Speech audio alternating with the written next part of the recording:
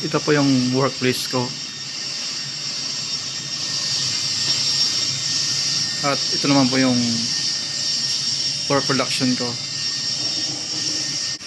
Dito naman po nakalagay yung mga natapos. Ito naman po yung pending area ko. Dito naman po nakalagay yung mga jigs ko.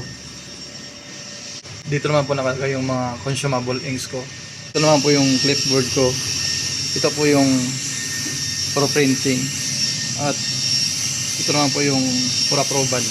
Ito naman po yung folder ng physical inventory ko.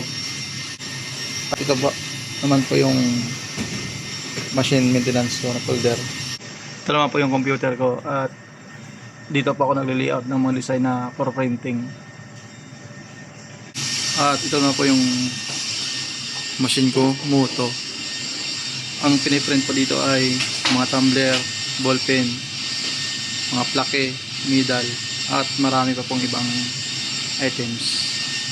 Yun lang po. Thank you.